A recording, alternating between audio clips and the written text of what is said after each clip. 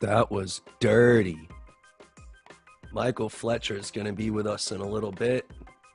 He's going to talk to us about a couple of skills, a Quast, laid out Liukin. He's also had some hardships that we're going to talk about a little bit. But we're going to start with our warm-up, and I'm going to go to Aiden.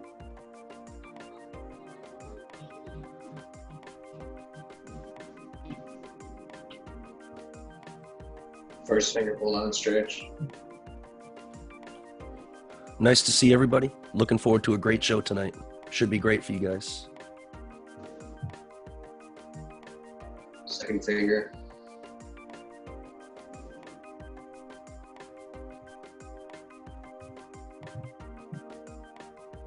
Third finger.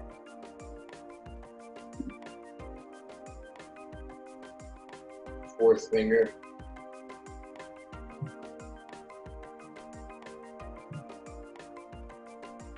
Other hand.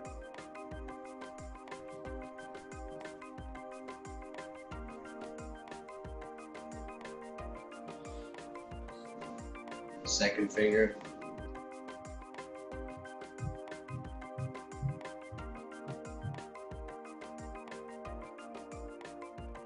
Third finger.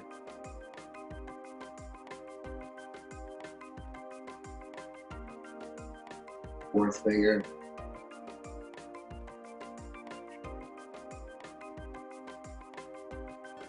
Pinky up stretch.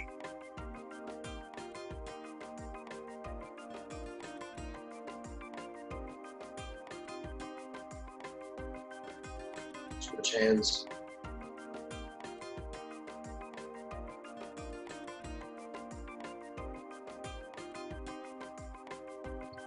Palm up, pull down stretch.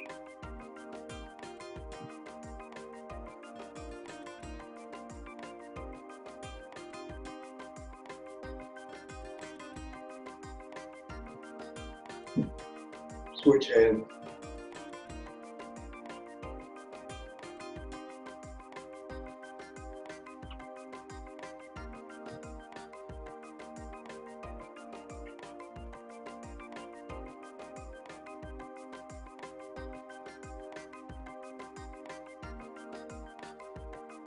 One hand on top of the other stretch.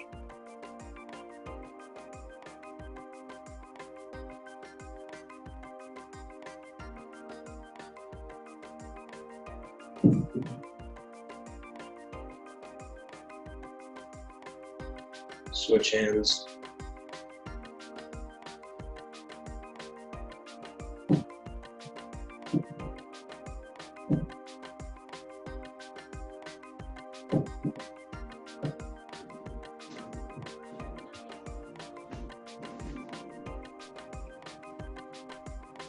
Backwards.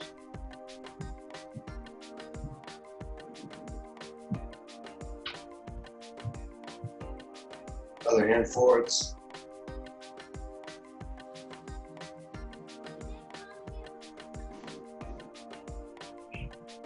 Backwards.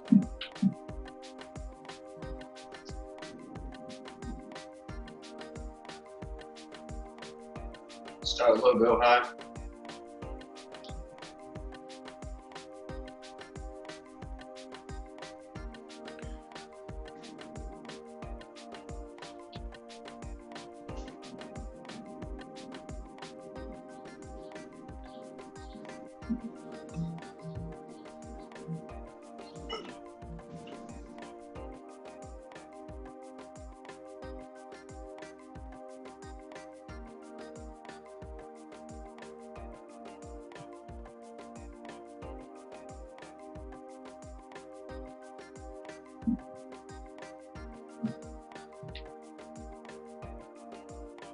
Up on your tippy toes, on your heels.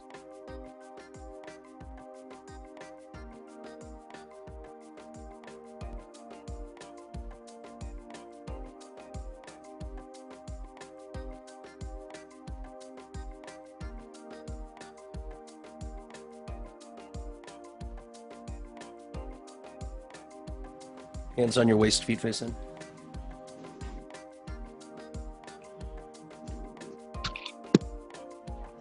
Nice job, homie.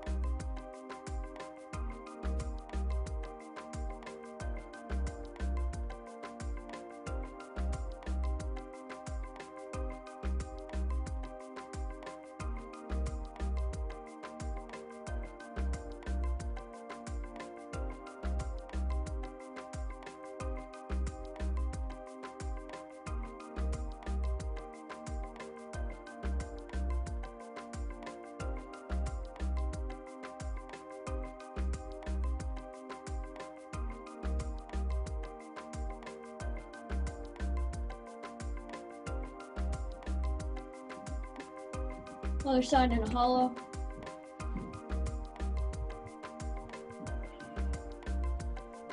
Open up.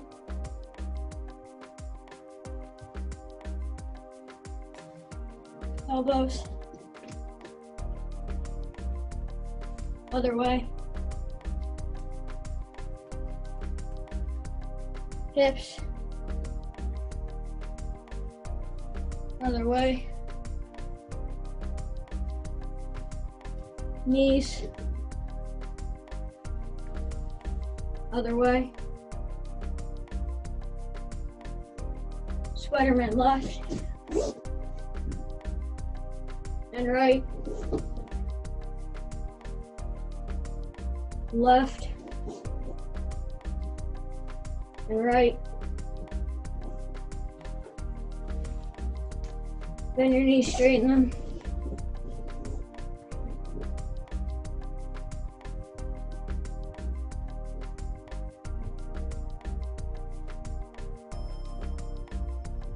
Wrist circles, fingers face forward, 2 circles to the left, 2 circles to the right. Fingers face out.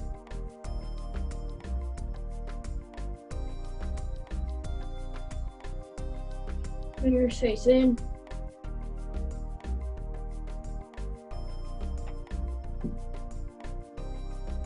Fingers face towards you.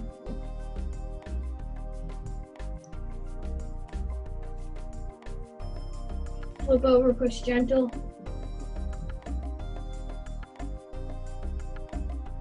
Fifteen wrist push-ups.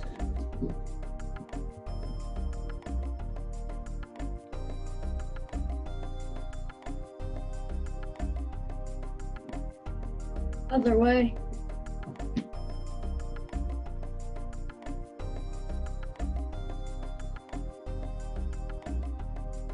Stretch your toe point.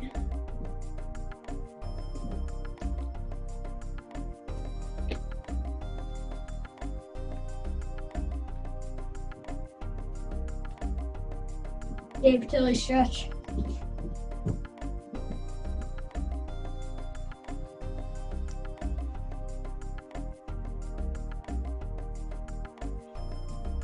Other leg.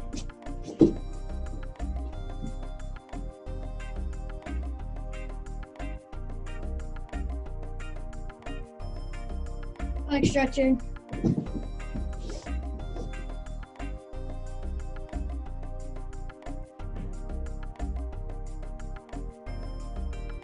Separate your feet, left hand, left foot.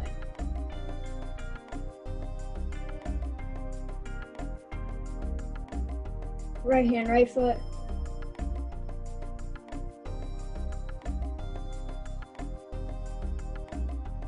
Separate your feet more, left hand, left foot.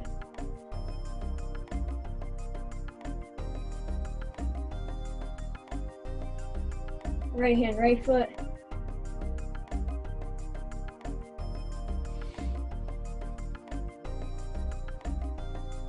"90 degrees, left hand, left foot.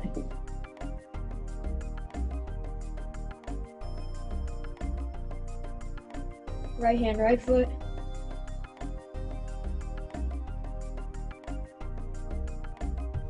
Elbows in the middle.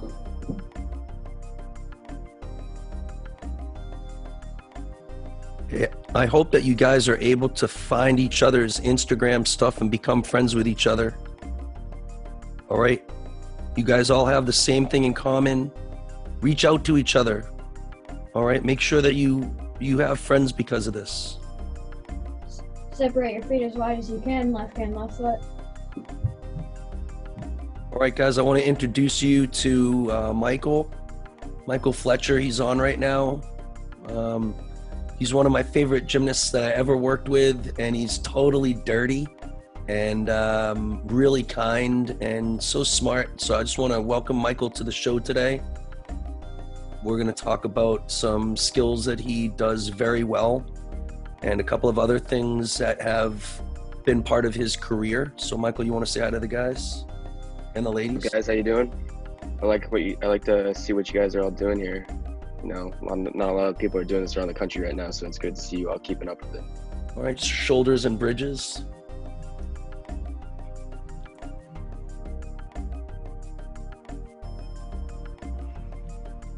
I want you to hold each one for about 10 seconds or so. You can switch back and forth if you want. Doesn't matter to me.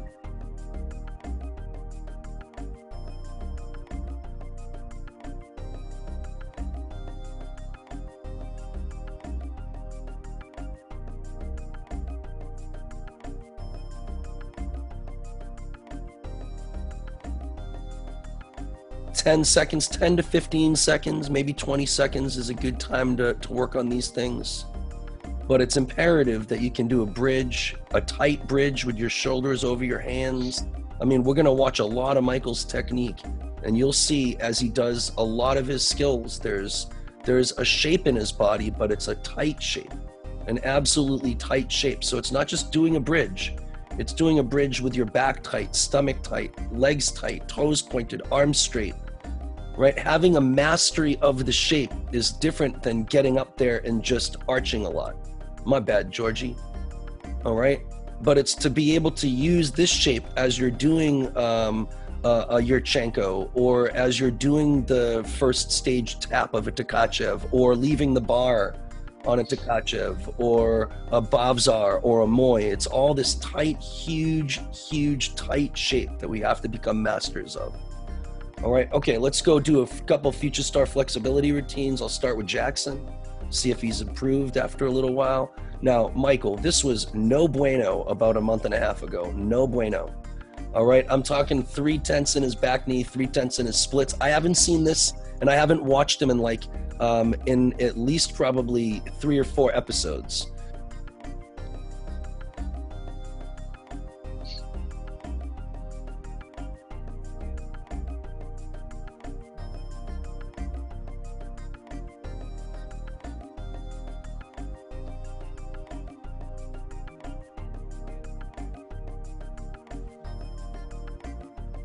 Up and over, make sure you're pointing these toes the whole time. And it's mainly his split that we've been trying to work. The first one definitely was not 3/10 on both sides. The first one was better. So obviously these are guys from the UK, good amount from UK. He's from Vermont. Goes to Regal, he's going to be level 7. Most important thing with this routine, when I used to do it, back in God knows when, is the form between each skill. So yeah, if you can do the skill itself perfectly, that's great. But also you can lose deduction and rhythm deductions on the skill, on the movements between your skills. So it's important to like focus on toe point when transferring from your right to middle split, and then not bending your legs when you're sliding into your other split at the end and stuff like that. Kick while lifting your arms forward, go to a Swedish fall, point your foot at the ceiling, go to a push-up shape, don't stop, and go to a right leg split. Turn, face the middle.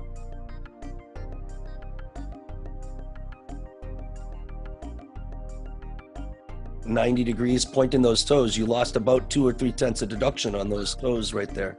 Up and over on your belly.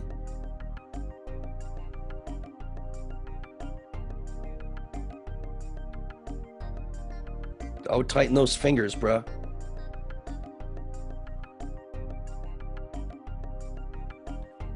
Yeah, that's nice and flexible right there. It's getting there.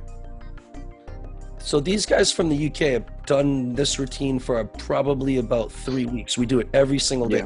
Same exact warm-up every single day. They're starting to get better at understanding the nuances between the skills. We'll go to Jack. Toe point when you're coming into that, that's good. That's maybe a little bit back. That's also good. Nothing wrong with that. Maybe a toe coming in. Nothing wrong with that. Yeah, no, nothing. That's perfect. That's perfect. And that's not human. There you go, Jack. I think that's what you're looking for. Fletch is giving you a little bit of a clap there, Jack. There you go, buddy, right? I was never really that flexible, but wow. All right, Abdurrahim, let's get it. You know the whole routine. Go. Hack this kid, Michael. Hack him. Slow it down just a little bit. Make sure you show everything. There you go. I would point your foot at the ceiling on that Swedish fall more. That's good so far. God, these kids are flexible.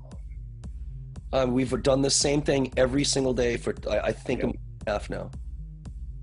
Looks good.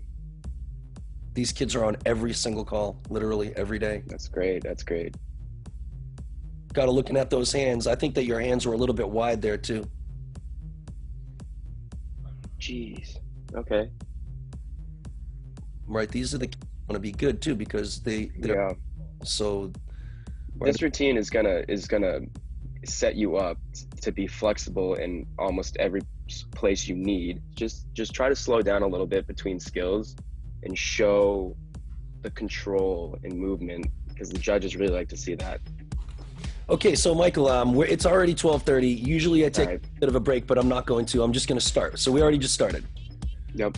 So it seems as though these guys working on the Future Star flexibility routine, they're going to have a benefit. What was the benefit, and what do you find in terms of your long-term development for the Future Stars routine and the Region 6 Elite Team program? The very first time I ever really kind of remember you is at that Future Star meet that we had at NEAG, and I saw it was a pike kick out on floor and an Arabian. I was like, okay, I like that kid.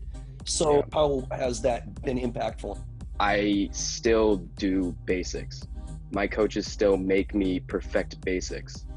So without that, you can't do Kovacs, Liukins, laid out Tkachevs, doubles on floor. Because if you have the wrong technique when it comes to basics, you're just gonna end up hurting yourself.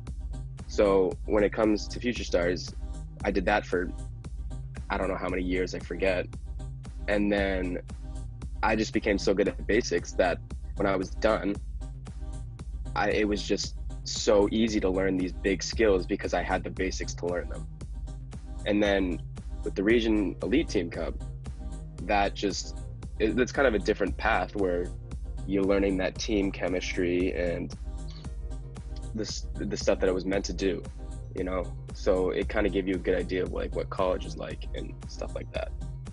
And so being at the Region 6 Elite Team, the Elite Team Cup, competing with the guys on the 6 Elite Team was a good setup for NCAA competition. It has the same team. It's extremely similar. Like you're yelling at the top of your lungs to the guys. You're competing for a team score and not yourself. And it was a very close comparison to what I'm experiencing now.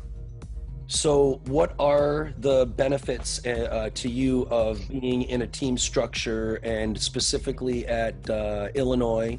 And how has Illinois, specifically how you've been communicating with your coaches, how has that communication fostered good, success at meets, because that's important, but also success in terms of character, in terms of team building, belongingness, and also making good decisions in and outside of the gym? Being on a team obviously helps you like become better. So because you have other guys on your team that are pushing you to be better, and then you're pushing them, and then it's just kind of like a building block thing where I'm going to push him and he's going to push me, and then we're going to push each other until we're the best, right? So we're not going to stop until we keep going and getting better and better and better and better, right? And then with Illinois being on that team, that's something that we adopt, whereas there's not 3 coaches in the gym, there's 25 coaches in the gym because all of my other teammates are coaching me as well. And then the team culture we have has, between us and the team and the coaches, has been able to establish this trust that allows us to be held accountable for ourselves and just kind of, you know, do our thing without having our hands be held, you know? Like when we say we're going to do something, the coaches are going to believe us. And then when we go to the meets and we say we did all that we could, they're going to believe us, you know? So at the end of the season, or at the end of the day, we left everything out on the table, and there's no regrets. How has the leadership of your coaches contributed to the positive atmosphere that you experience in the gym and during competition? Yeah, you know, they're definitely very encouraging, and I don't think they're encouraging to the point where it's fictional. I don't think they're going to tell everyone that they're the best gymnast in the world, because that just wouldn't be true. But I think they do a very good job at telling each individual athlete what they're capable of and what they should be doing. And I think that quality in them has made it so us as like the team can believe in actually what they're saying. So if they say, oh, so and so can be a national championship,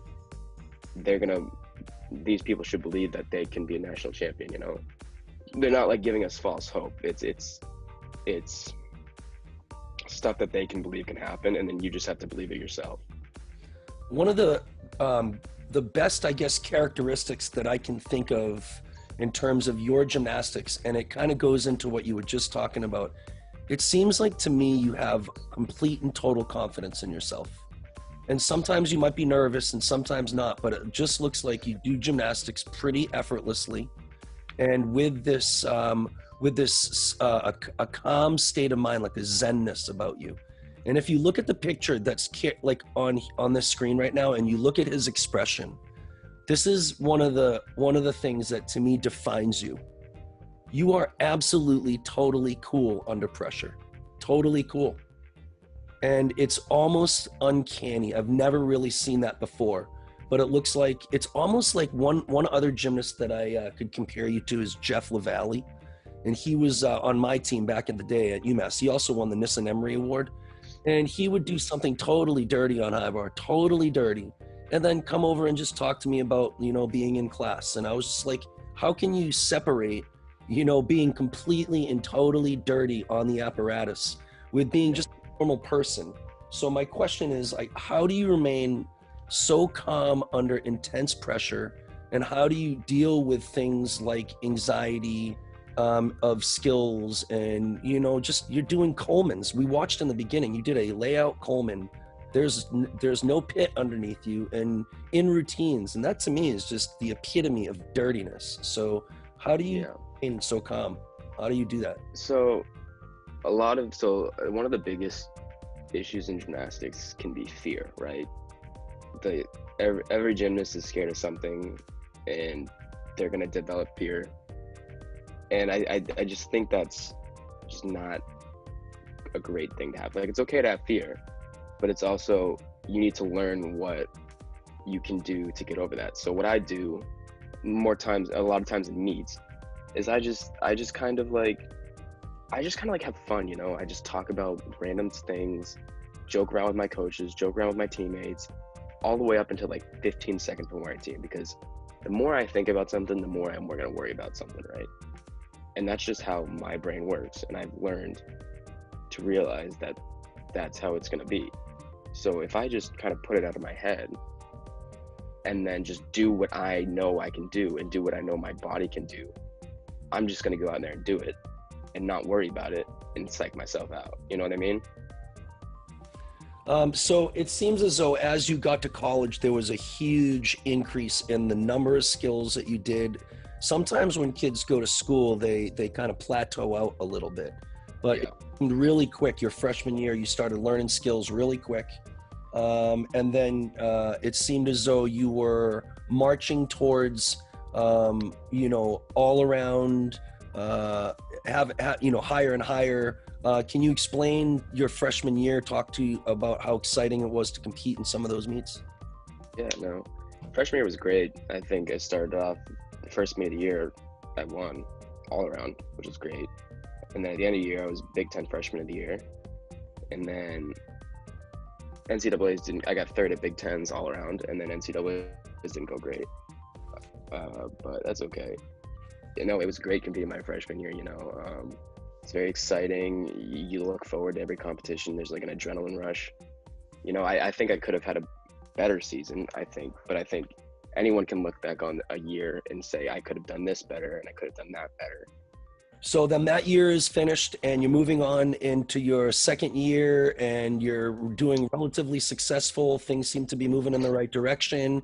You get to USA's, you're starting to have a good meet. Can you explain maybe the days before USA's and how excited you were? And maybe I want you to talk about the first, I think, what was it, 4 events of USA's, and how did that feel? How excited were you? Overall, in my head, I thought I was crushing it.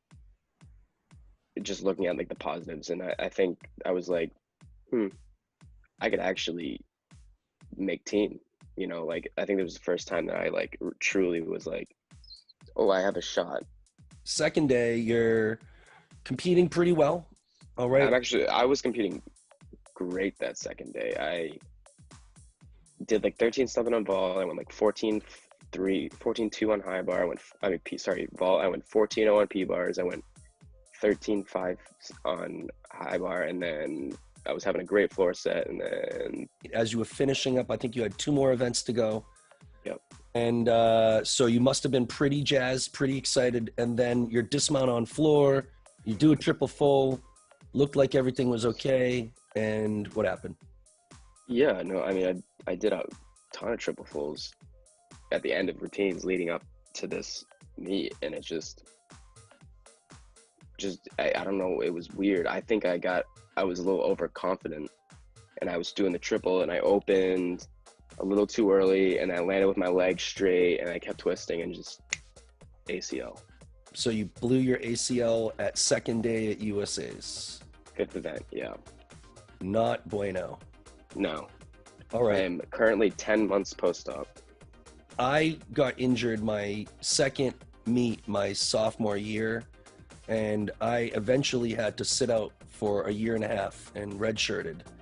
And it seemed as though it was the tallest mountain in the world to not only get back to all-around shape, but then to break into the lineup.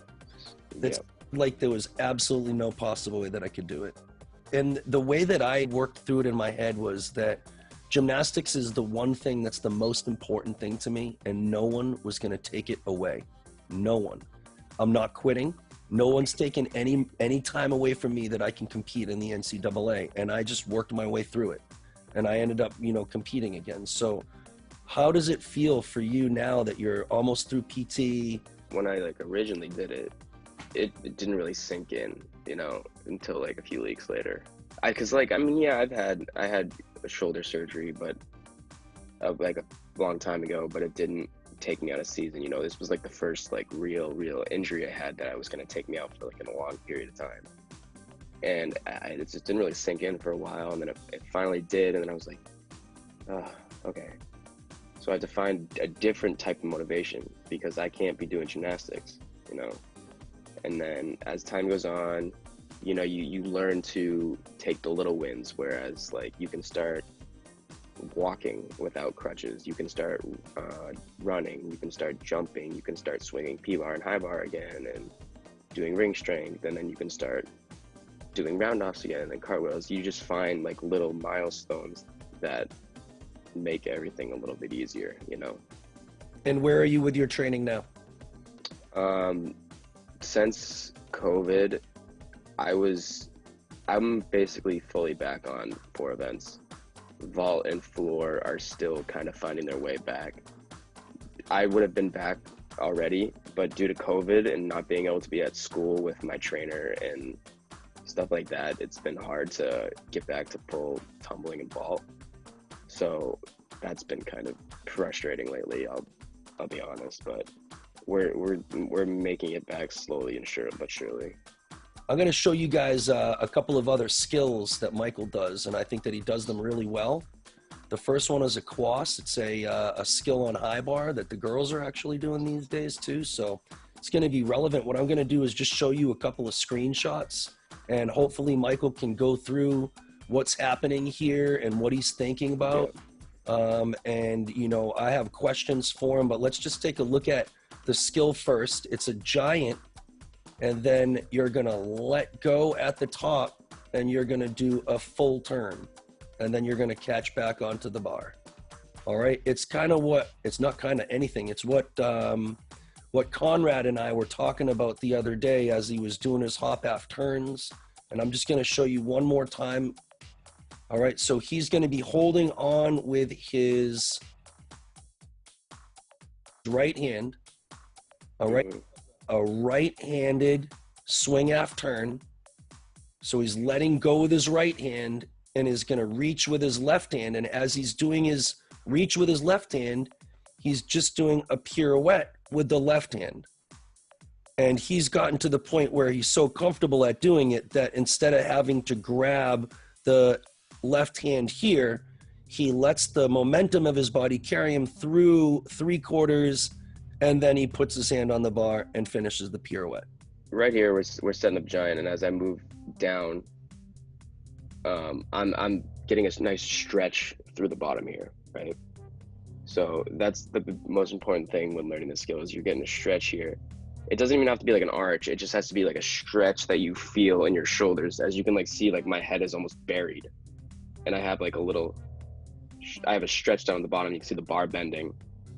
And then right here, as I come on the front, I kind of turn my head a little bit and then kick my toes in the direction that in the twist that I want to go. And then I block the bar as I turn. And then it just kind of creates the rotation that you need to do the twist. And like, Dan is the one who taught me this skill, and he taught me the way that you guys might be learning it, where you do the hop half turn to here, right? And then you're turning the rest of the way. So that's the way I learned it. And then you'll get more and more comfortable with it to the point where you'll do the hop and you only have to grab one hand and then turn, and then keep doing that and keep doing that. And then eventually you get comfortable enough where you can just kind of do the full spin and grab the bar again. I want you to look how long it looks just like a giant though.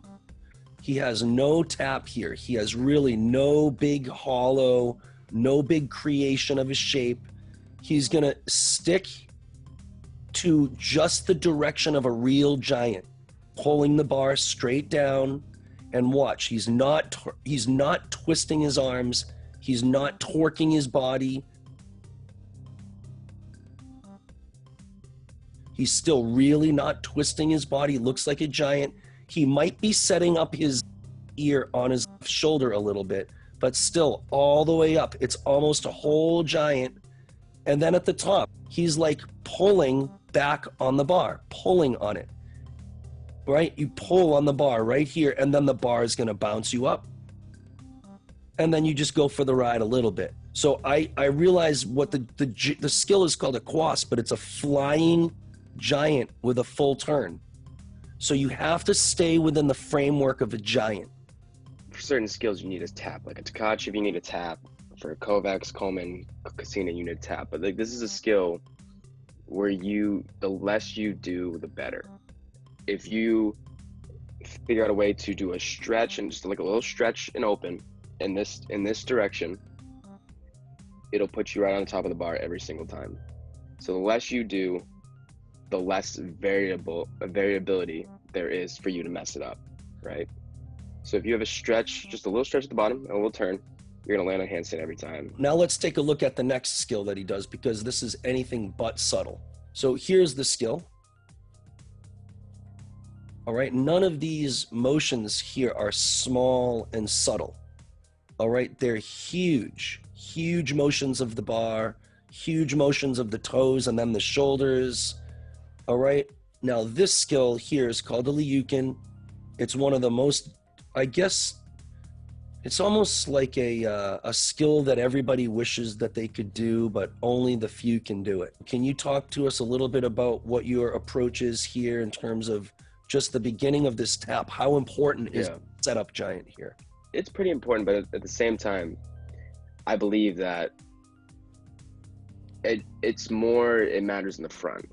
So let me just talk through this first. So I try to get a deep pike here. So you'll see me, I'm in a little pike right now, but you'll see me get into a deeper pike. and then I'll throw it out right here. So you want to stay within the horizontal mark, right? So your tap should go here and then here. And the most important thing when it comes to trying to do this Liukin is you need to have a good basic Tkachev, whether it's a shroud Tkachev or a nice laid out Tkachev. So right here, he has a little bit of a shoulder angle and a little bit of a pike. Right here is when the bar is pulling backwards. Mm-hmm. So he starts, this is the beginning of stage one. And then here's, boom, the end of stage one is right here. What are you trying to do? Goal here is to push away from the bar to get that bounce bar backwards, right? When people just drop their shoulders down without actually pushing away from the bar, the Tkachev is more up and down and in a circular motion, right? Because Tkachev is meant to be in a circular motion. See it here, so if you look here, I'm pushing away from the bar here, and it's gonna get a bounce backwards, and that's what I'm focusing on here in stage one. Thing is a Bobzar? I compare the Bobzar to the stage two. I don't necessarily push away. I stop my shoulders as I come through the bottom, and that's my biggest tip when it comes to Bobzars. Okay, so let's get back to this one here. One of the things I want to notice here is even though he's got a huge shape here, there is no knee bend. Look at how tight his body is so tight. It's still not bending, not bending. Now there's absolutely no bend in his legs. Absolutely no bend. He has no shape in his lower back. The legs, it's the stretch in the legs, but from the hand all the way to his hips is straight. So this is the end of stage one, incredible tightness. Now here's the transition from stage one to stage two. And Lou was talking about how you want to keep this shape. And now he gets to stage two where the bar is pulled all the way down. What are you trying to do here? I'm trying to change my direction of my body, right? So in the video, you'll see, you notice how my shoulders stop moving. My shoulders basically stay still and basically don't move until I completely change my body from here to all the way to over here where I'm tapping in the front, right? That creates the turnover that you need to sit up in the front, which is extremely crucial when it comes to doing this skill and basically any other Tkachev skills. Watch what he does with his shoulder, right? His shoulders don't move from that frame to this frame. So his shoulders are falling. They're falling, and then all of a sudden they stop moving. And his shoulders stop moving. There's 3 frames where his shoulders didn't move. 1, 2, 3. He's looking straight at the bar, which is going to help that happen. All right? So look at how far his shoulders are moving, how fast they're going. And then they stop on a dime. I want to know how you do that. So you have to use your body kind of as a whole. So when you're going here, right? You need to figure out a way to push against the bar. And while you're pushing against the bar, move your entire body in the opposite direction, right? If you're trying to move your shoulders and then move your body and then try to do all this, it's not going to work.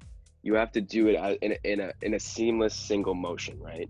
You have to start pushing against the bar, blocking the bar, while your hips get turned over in the front, right? It's the same thing with the Bobzar, right? You kind of going down like this, and then you stop as you're going like this. So you see how, so kind of like here, so you're pulling, you'll use this shoulder. You're going here, and as you're pulling and we're going like this, and your whole body's moving like that, but my shoulder's not moving, right? So you pull with your body, right? So my shape is changing, but my shoulders aren't moving from anywhere. So I noticed that right now your shoulders are moving and then moving and then moving. And then right as the bar recoils at the bottom, that's when you start to change your shape. It's at the point where the bend of the bar and the bend of your body reaches the farthest point it can actually be in that shape before it has to change. Okay, and then there, you don't have to be afraid of breaking the shoulder angle and looking at the bar. Yeah, no, I think the shoulder angle and the hip angle is what it makes me so good at the turnover in the front. And in that time that your shoulders have stopped through the bottom, look at how far your feet have gone. So right here is where it stops, all right? And your feet swing. And then the bar bounces the last time here. And what are you doing here? I'm just throwing my shoulders forward and sitting out. This is the point where a lot of the technique goes out the window and you just gotta throw. Can you describe the throw? Like, you can do drills like this on trampoline where you're sitting in a pike position like this and you're gonna bounce, bounce, bounce to a bridge, right? So what I do is I'm going here, up, up, up, up. And then as soon as I get to a certain point, I just throw my feet down and throw my shoulders forward. So he gets to the top of his Tkachev, and it looks like he's going to do a laid out Tkachev, and then he drops an arm and does a full twist. So can you talk about what your strategy here is to create that rotation? 3/4 of the skill is a laid out Tkachev, right? So like I said, I've become pretty good at a laid out Tkachev. This is basically the same thing, except for the last fourth of it, you're going to drop your shoulders and then you're going to look for the bar as you come around, right? As I'm coming around, I'm going to look for it over my shoulder and I'm going to grab it. I think the most important part here is that you initiate a layout Tkachev before you actually do the twist. I always teach my guys to do a front handspring half by keeping the arm. If he's twisting to the right, you keep your right arm up, you bring your left arm down, and you just look at your right arm.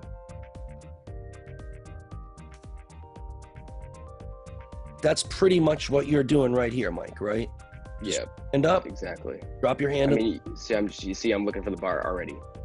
Before I even finish the twist, I'm already looking for the bar. So I spot the bar here. And I'm like just past the half twist. There's no pike, and now there's that stretch.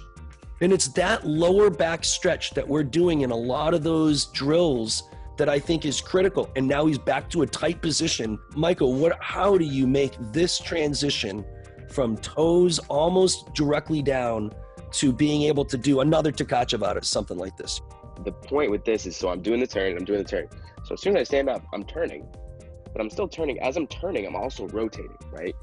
So by the time I go to grab the bar, I'm horizontal, right? Look at the expression again. Totally cool. Like a cyborg. Again, I want you to notice, totally flat, pushing the bar away as tight as he can be, and just watch how tight that body is. All right, all the way. And then he stops his shoulders again. Look at that. That is the single most important part of the Tkachev. It doesn't matter what your tap looks like. It doesn't matter where you throw. It doesn't matter where you tap. If you can stop your shoulders through the bottom, you will have a good Tkachev. It's almost like you separate the Tkachev into 3 completely different skills. Yes. Where it's not a Tkachev. It's this thing here, and then this thing here, and then this thing here, right? Tkachev's barely a skill. Dude, look at the height that he has on this laid out Tkachev, right? Just look, he's got how tight his shapes are. That's why we're working all of the bridge walk-ups. That's why we're working all of that stuff. So you can get to that shape there with no collapse and the bar is just recoiling. And then same thing, he gets, and then just look at that tight, look at how tight he is again. And then stop on a dime and then open. A little lazy with the Tkachev that's straddled because you can be, but.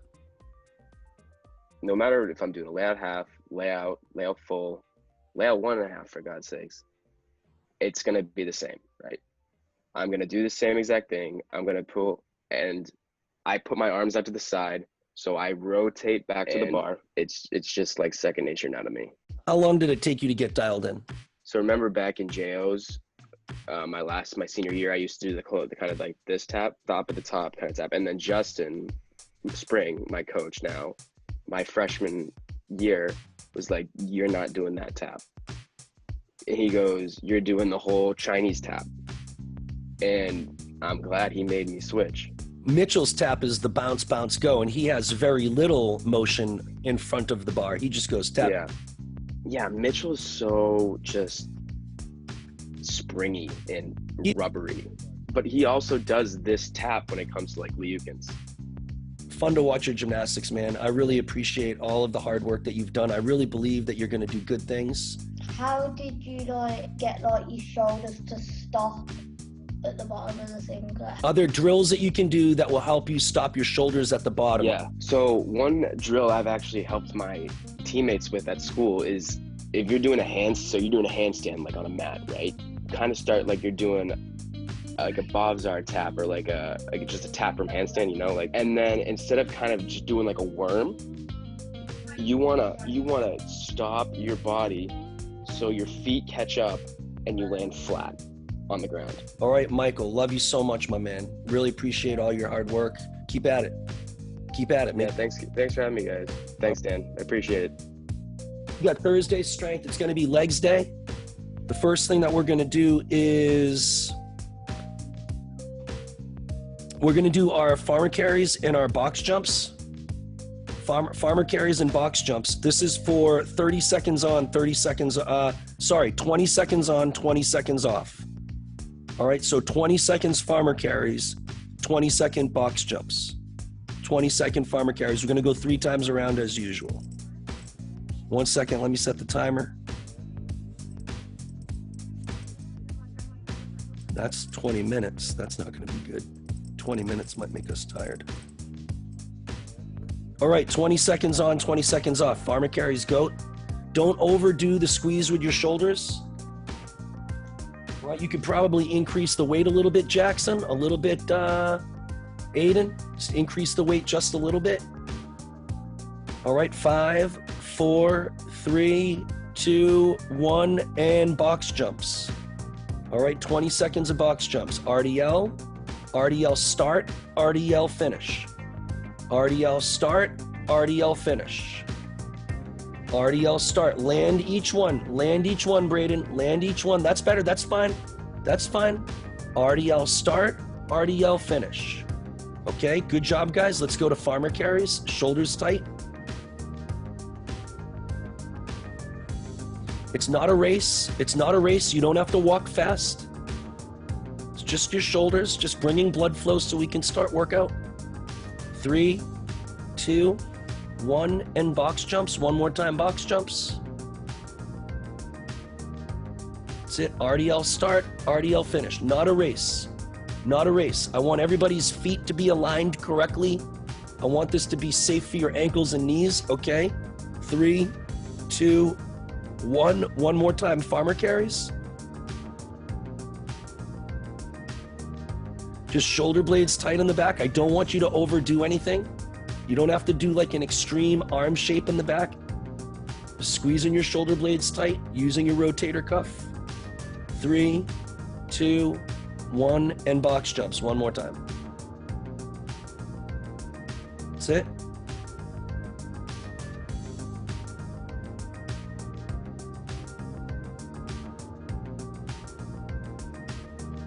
Three, 2, 1, and stop. All right, good. Now, the next portion of the strength is our real strength. And right now we're going to be doing 3 sets of 10. 3 sets of 10 of everything. Which means, Jackson, if you can do 11, 12, 13, 14 of what you're doing, we want to add more weight. Okay, Jackson? Okay, Aiden? Even maybe Kennedy, George, you can do the same thing. Maybe in a week, though. Maybe in a week. I don't want to rush it. Smoothie, same thing with you. Conrad, same thing with you, but not for a week. Okay, I don't want you guys to start slowly increasing weight. Right now, your technique is starting to get better, though. So we're going to do barbell squat to press, body weight lunge drop, and front steps. I'm going to count the whole thing out for everybody. So a barbell squat to press. When you do your squat, your elbows are going to touch your knees, and when you do your press, you're just going to press directly above your head. So a barbell squat to press, and then a body weight lunge drop, okay, which is like a jumping Dave Tilley stretch. And then the last one is the front steps, where you're in a push-up shape and you step forward and stretch and step forward, okay? So let's get ready for your barbell squat to press. It's not a race. Go on my count. We're going to do 10. Elbows, straighten, 1. Elbows, straighten, 2. Elbows to your knees. Elbows, straighten, 3. Elbows, straighten, 4. Elbows, straighten, 5. Elbows, straighten, 6. elbows straighten, 7. Braden, hips down more, 8. That's better, 9 and 10. Now you're gonna do body weight lunge drops, 5 on each leg. All right, so we're gonna go 1, 1. Don't bend your front knee too much. 2, 2, 3, 3, 4, 4, 5, 5. Go into your push-up shape. 5 front steps with each leg. Here we go. 1 and stretch and breathe. Yeah, I don't want to force you to breathe. I don't want you to necessarily like breathe every step. You don't need to do that. I want you to put your foot directly next to your hand and stretch down with your hips. Don't let your knees touch. Blake, much slower. Stretch your hips there. It's a rest. It's not a strength. It's instead of sitting after your barbell squat to press, instead of sitting, you're gonna do this. Okay, let's move on. Barbell squat to press, 10 of them. This is the real strength. The other stuff is recovery. 1. Down and 2. Elbows down, 3. Elbows, 4. Elbows, 5. Smoothie, elbows. You're going too far down, 6. And your feet are, you could separate your feet, smoothie, 7. 8, Kennedy, maybe hips a little bit lower in the back, 9 and 10, good. Now put the weights down carefully. It's not a race. And now you're gonna do your body weight lunge drops. 1, 1, 2, 2, 3, 3, 4, don't bend that front knee, 5, 5. Okay, now you're gonna do your front steps. You're just breathing to be ready to do your next set of your barbell squat to press. Enjoying the time to stretch and breathe. You're gonna do 5 front steps with each foot.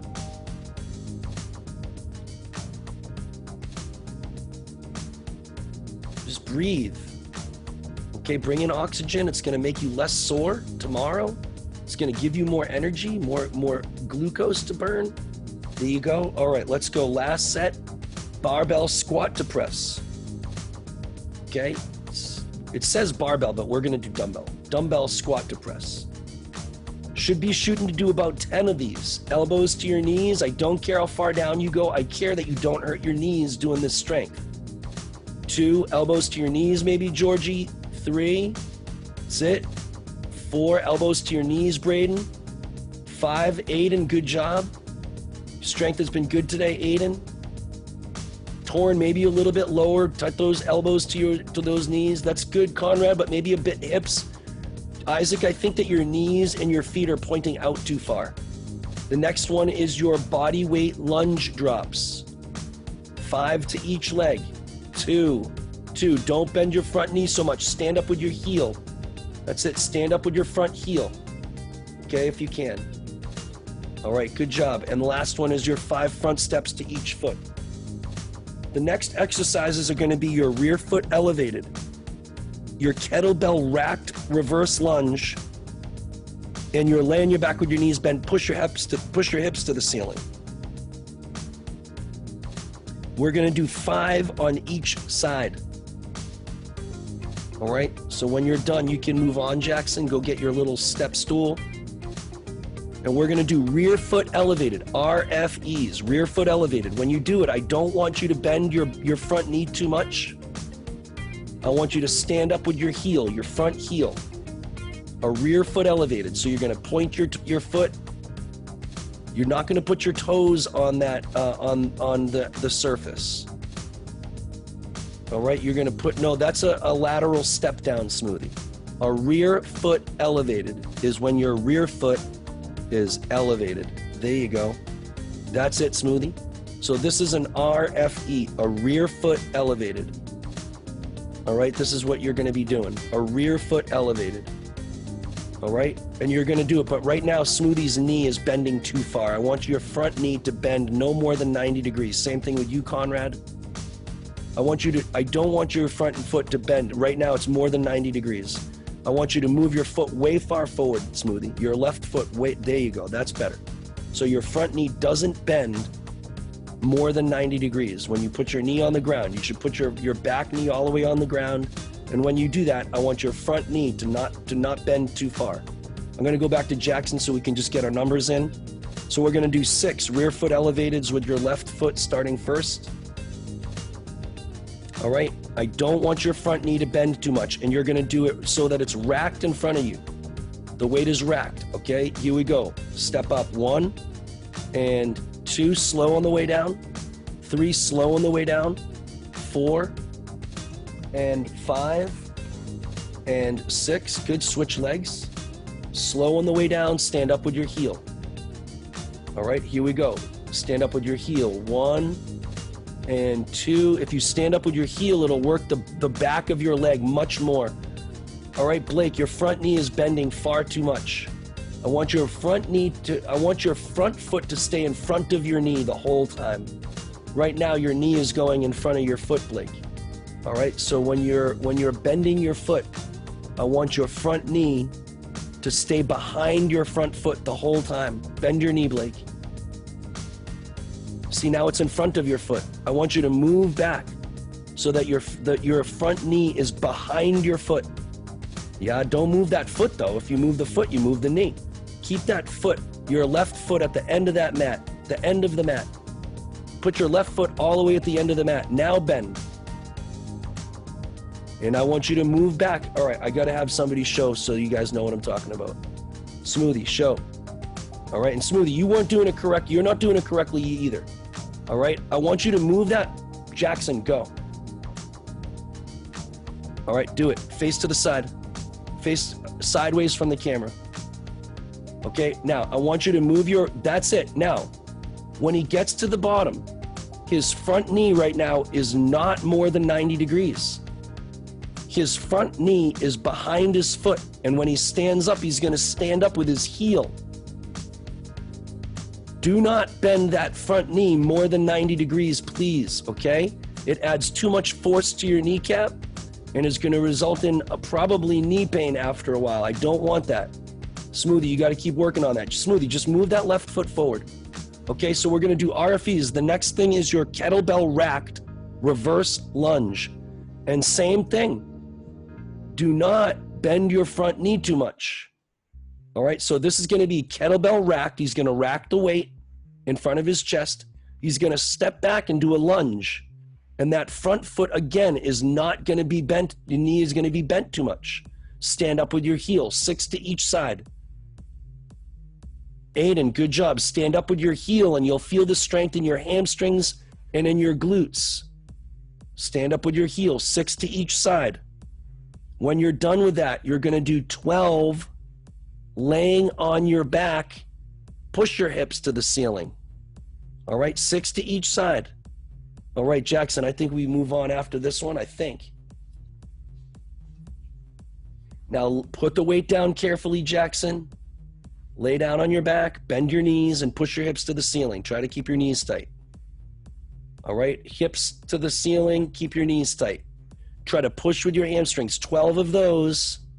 Let's go 3, I'll count it out, 3, and 4, and 5, and 6. In your hips, Abdul Rahim, not your back. And 7, better. And 8, and 9, 10. Keep those feet together, Braden. 11, 12. All right. Rear lunge, kettlebell racked reverse lunge, 6 on each leg. Step back enough so that your front knee doesn't bend so much. Oh, sorry, rear foot elevated. My bad, you're right. So this is gonna be RFEs. Same thing though. Don't bend your front knee too much. 6 on each side. All right, rack the weight or farmer carry the weight is fine with me. If this is too difficult for you to do with the weight racked, farmer carry. It'll be much easier for you to control it. All right, 6 on each side. Make sure that you're standing up with your front heel. Much better, Smoothie. Aiden, much better. Good job. Blake, Braden, much better. Blake, better. It's better. I don't want that front knee to bend, Blake. I don't want it to bend so much, and I want you to push off of your heel. That's better, Blake. Better already. That's correct now, Blake. That's correct. Blake, good job. Good listening. Good job, Blake. Right? Good job, my dude. This is correct now. When you're done with that, you're going to do your kettlebell racked reverse lunge. Be careful with your knees again, Blake. Kettlebell racked reverse lunge. Step up with your heel there, Conrad. Step up with the back of your foot. Okay, and it'll work your hamstrings and glutes. Blake, much slower. That's called a lunge drop, Blake. I want you to step back and lunge. Step back and lunge. That's it, all in control. Step back and lunge. Kennedy, you could probably do all of these lunges with about 10, 15 pounds maybe. Racked, I think is probably fine.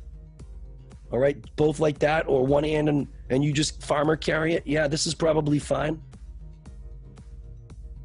That's it, Kennedy. Control those ankles. When you're done with that, you guys are going to do your foam hamstring curls, which is lay on your back and push your belly to the ceiling. 6 is your number today, guys. Actually 5, sorry. Open up that belly. You only have to do 10 of these, by the way, not 12. Then we're going to go through one more time.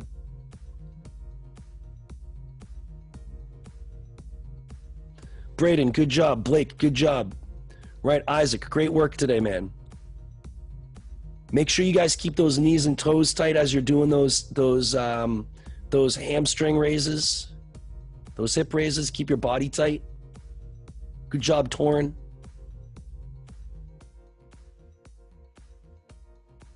Okay. I think that is that our second set, or we have one more to go, Jackson? One more? Yeah, one more to go? Okay. Finish it up. Let's do it. All right, you can go at your own pace. I don't mind that. I'd prefer if you did that. All right, you're going to do 6 RFEs. Trying to touch your bottom knee and then push with your heel. So, Will, maybe move his front foot a little bit further. There you go. That's better. Use that heel to stand up. It changes the whole strength to, instead of using the top of your leg, you're using your hips and your butt and your hamstrings. Totally different strength. All right, really forces that bent front leg to work really hard at the back of that leg. Conrad, good job. Conrad, next week you could probably use a little bit more weight. All right, start pushing yourself a little bit with the weight is fine. Abdur Rahim, same thing with you. Next week we step up the weight a little tiny bit. Smoothie, I think that this is going to be very good for you. All right, the goal is if you can do more than 10, then you want to increase the weight a little bit. Same thing, Aiden. Same thing, Jackson.